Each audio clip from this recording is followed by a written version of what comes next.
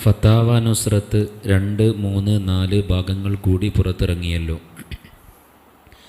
കാലവും സമൂഹവും എത്ര മാറിയാലും ഫത്വാകളുടെ രീതിശാസ്ത്രം മാറുന്നില്ലെന്ന് കോഴിക്കോട് നടന്ന ഫത്വാ ലോകം സെമിനാറിൽ പലരും പറഞ്ഞു കേട്ടു. കാലത്തോട് സംവദിക്കാനുള്ള കർമ്മശാസ്ത്രത്തിൻ്റെ ശേഷിയെ എങ്ങനെ മനസ്സിലാക്കണം? ഇജ്തിഹാദിൻ്റെ സാധ്യതകളാണതൊക്കെ എന്നാണ് ജമാഅത്തു സാഹിത്യങ്ങളുടെ ഭാഷ്യം. അങ്ങനെയുണ്ടോ? കാലത്തോട് സംവദിക്കാനുള്ള കർമ്മശാസ്ത്രത്തിൻ്റെ ശേഷി ഇസ്ലാമിൻ്റെ ശേഷി തന്നെയാണല്ലോ. ഇസ്ലാമിൻ്റെ പ്രമാണമായ ഖുർആനും സുന്നത്തിനും എന്താണ് കാലത്തോട് സംവദിക്കാനുള്ള ശേഷിയെങ്കിൽ ആ ശേഷി തന്നെയാണ് കർമ്മശാസ്ത്രത്തിൻ്റെ ശേഷി. ആ ശേഷി കൂടുതൽ പ്രകടമാകുന്നത് കർമ്മശാസ്ത്രത്തിലൂടെയാണ് എന്നതാണ് ശരി. കാരണം വിശ്വാസശാസ്ത്രം എന്ന് പറയുന്നത് നമ്മൾ വിശ്വസിക്കൽ അനിവാര്യമായിട്ടുള്ള ഏതാണ്ട് തത്വങ്ങളെ പ്രാമാണികമായി സ്ഥിരപ്പെടുത്തി തരുന്ന നിലയിലുള്ള ഒരു ശാസ്ത്രമാണ്. അത് വിശാലമായി അങ്ങനെ പരന്നു പോകുന്നതല്ല. കർമ്മശാസ്ത്രം എന്ന് പറഞ്ഞാൽ 4 കർമ്മശാസ്ത്രങ്ങൾ 4 മദ്ഹബിൻ്റേത് ഇവിടെ നിലകൊള്ളുന്നത് ഇസ്ലാമിൻ്റെ സമഗ്രതക്കുള്ള ഏറ്റവും വലിയ തെളിവ് തന്നെയാണ്. അതിൻ്റെ പ്രമാണങ്ങൾക്കുള്ള കാലശേഷി, കാലാധിവർത്തിയായി നിലനിൽക്കാനുള്ള ശേഷി, ഏതു കാലത്തോടും സംവദിക്കാനുള്ള ശേഷി ഖുർആനും സുന്നത്തിനുമുള്ളത് അതേപടി നമ്മുടെ കർമ്മശാസ്ത്രം, ഷാഫി മദ്ഹബ് അടക്കമുള്ള കർമ്മശാസ്ത്രം ഏറ്റുവാങ്ങും. കാരണം ഖുർആനിൻ്റെയും സുന്നത്തിൻ്റെയും വെളിച്ചത്തിൽ, അതിൻ്റെ വെളിച്ചം കൊണ്ട് ഉണ്ടായിട്ടുള്ള വലിയ തത്വങ്ങളാണ് കർമ്മശാസ്ത്രത്തിൻ്റെ പ്രധാനമായ അതിൻ്റെ വലിയ തത്വങ്ങൾ. ആ തത്വങ്ങൾ രൂപീകരിച്ച് അടിസ്ഥാന തത്വങ്ങൾ, അടിസ്ഥാന ശാസ്ത്രങ്ങൾ, ഈ അടിസ്ഥാന നിദാന ശാസ്ത്രത്തിൽ നിന്നാണല്ലോ കർമ്മശാസ്ത്രം ഉടലെടുക്കുന്നത്. ഈ കർമ്മശാസ്ത്രത്തിൻ്റെ നിദാന ശാസ്ത്രത്തിലെ പ്രധാനപ്പെട്ട തത്വങ്ങളൊക്കെ ഖുർആനിൻ്റെയും സുന്നത്തിൻ്റെയും വെളിച്ചത്തിലുള്ള ശോഭയുള്ള തത്വങ്ങളാണ്. ആ തത്വങ്ങൾ കാലാധിവർത്തിയായി നിലകൊള്ളുക തന്നെ ചെയ്യും. ആ തത്വങ്ങളിൽ നിന്ന് ഉരുത്തിരിഞ്ഞ് നമ്മുടെ ഫുഖഹാ അവരുടെ അങ്ങേയറ്റത്തെ പരിശ്രമം കൊണ്ട് ക്രോഡീകരിച്ചിട്ടുള്ള 4 മദ്ഹബുകൾ തന്നെ മുസ്ലിം ഉമ്മത്തിനും ഉലമാഇനും ധിഷണന്മാർക്കും എത്രത്തോളം പരിശ്രമിച്ചാൽ ഖുർആനിൽ നിന്നും സുന്നത്തിൽ നിന്നും പ്രമാണങ്ങളിൽ നിന്നും അള്ളാഹുവിൻ്റെ അഹ്കാമുകൾ കണ്ടെത്താൻ കഴിയുമോ അതിൻ്റെ പാരമ്യത്തിലുള്ള വിശദീകരണങ്ങളാണ്, വിവരണങ്ങളാണ് എന്ന് കാണുവാൻ കഴിയും. കർമ്മശാസ്ത്രം എന്ന് പറയുമ്പോൾ അതിൻ്റെ 4 ഭാഗങ്ങൾ ജീവിതഗന്ധിയാണ്, ജീവിതത്തെ സമഗ്രമായി ബാധിക്കുന്നതുമാണ്.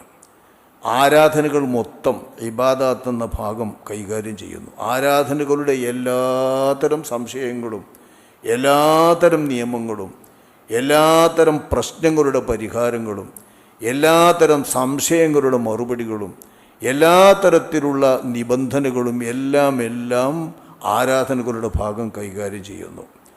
അതേപോലെ തന്നെ വ്യാപാരം, വ്യവസായം, വാണിജ്യം തുടങ്ങി സാമ്പത്തിക ഇടപാടുകൾ, അങ്ങോട്ടും ഇങ്ങോട്ടും നടക്കുന്ന മനുഷ്യർക്കിടയിലെ ഇടപാടുകളെയെല്ലാം മുആമലാത്ത് എന്ന ഭാഗം സമഗ്രമായി കൈകാര്യം ചെയ്യുന്നു. വൈവാഹികവും വിവാഹമോചനവും വിവാഹത്തിൻ്റെ പേരിൽ വരുന്ന, കുടുംബബന്ധത്തിൻ്റെ പേരിൽ വരുന്ന ചെലവിൻ്റെ നിയമങ്ങളും അടക്കമുള്ള എല്ലാ വിഷയങ്ങളും മുനാക്കഹത്ത് എന്ന വൈവാഹികത്തിൻ്റെ കർമ്മശാസ്ത്ര ഭാഗം കൈകാര്യം ചെയ്യുന്നു. ഒരു രാഷ്ട്രീയം എന്ന നിലയിൽ ഇസ്ലാം രാഷ്ട്രം കൈകാര്യം ചെയ്യുമ്പോൾ പാലിക്കേണ്ട ചിട്ടകളും പ്രതിക്രിയാ നിയമങ്ങളും ജിനായാത്ത് എന്ന പേരിൽ അറിയപ്പെടുന്ന ഫിഖ്ഹിൻ്റെ ഭാഗം, എല്ലാവിധ ശിക്ഷാമാർഗങ്ങളും ശിക്ഷാമുറകളും ശിക്ഷണമാർഗങ്ങളും എല്ലാം കൈകാര്യം ചെയ്യുന്ന രീതിയിൽ ആ ഭാഗവും സമഗ്രമാണ്. അപ്പം മനുഷ്യ ജീവിതത്തിൻ്റെ എല്ലാ ഭാഗങ്ങളെയും സ്പർശിക്കുന്ന വിധം സമ്പൂർണ്ണമാണ് 4 മദ്ഹബും. ആ 4 മദ്ഹബിൻ്റെ കർമ്മശാസ്ത്രത്തിൻ്റെ അടിസ്ഥാനത്തിൽ തന്നെ നമുക്ക് എല്ലാ വിഷയങ്ങളെയും കൈകാര്യം ചെയ്യാൻ പറ്റുമെന്നത് കർമ്മശാസ്ത്രവുമായി ബന്ധപ്പെട്ട പണ്ഡിതന്മാർ കൈകാര്യം ചെയ്ത് തെളിയിച്ചിട്ടുള്ള വസ്തുതയാണ്.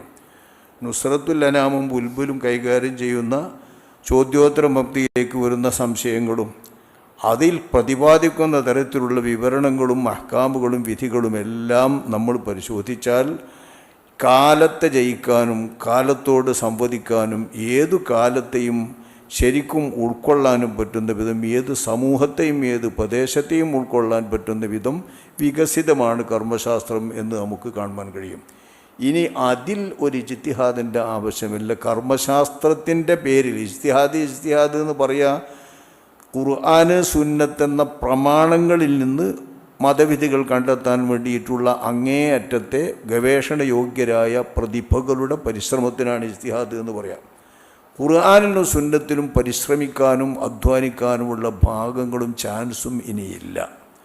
അതിൻ്റെ എല്ലാം സമഗ്രമായി മദ്ഹബിൻ്റെ ഇമാമുകൾ കൈകാര്യം ചെയ്യുകയും അതിൻ്റെ ശാഖോപശാഖകളിലൂടെ വ്യാപിതമായിട്ടുള്ള 4 മദ്ഹബിൻ്റെയും വിശാലമായ ഫിഖ് കൈകാര്യം ചെയ്യുന്ന പണ്ഡിതന്മാർ അവരുടെ പരിശ്രമം അങ്ങേയറ്റം അവർ പരിശ്രമിക്കുകയും രേഖപ്പെടുത്തുകയും ചെയ്തതുകൊണ്ട് പ്രമാണങ്ങളിൽ നേരിട്ട് ഗവേഷണം ചെയ്യാനുള്ള സാധ്യത ഇനിയില്ല എന്ന് തന്നെയാണ് ബോധ്യം.